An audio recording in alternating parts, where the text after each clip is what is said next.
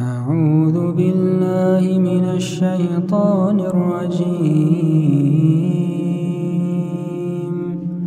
بسم الله الرحمن الرحيم. والفجر وليال عشر والشفع والوتر والليل إذا يسر هل في ذلك قسم لذي حجر ألم تر كيف فعل ربك بعاد إرم ذات العماد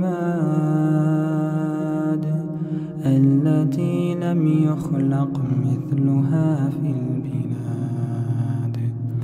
وثمود الذين جابوا الصخر بالواد وفرعون ذي الأوتاد الذين طغوا في البلاد فأكثروا فيها الفساد فصب عليهم ربك صوت عذاب إن ربك لبالمرصاد فأما الإنسان إذا ما ابتلاه ربه فأكرمه ونعمه فيقول ربي أكرمن وأما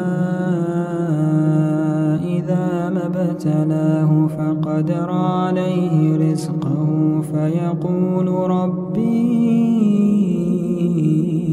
أهانن كلا بل لا تكرمون اليتيم ولا تحاضون على طعام المسكين وتأكلون التراث أكلا لما وتحبون المال حبا جما كلا إذا دكت الأرض دكا دكا وجاء ربك والملك صفا صفا وجيء يومئذ بجهنم يومئذ يتذكر الإنسان وأنى له الذكرى يقول يا ليتني قدمت لحياتي فيومئذ لا يعذب عذابه أحد ولا يوثق وثاقه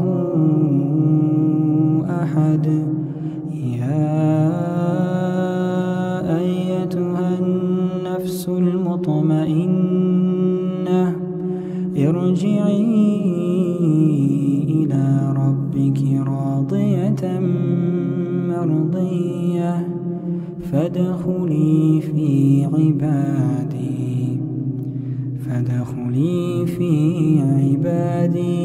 وادخلي جنتي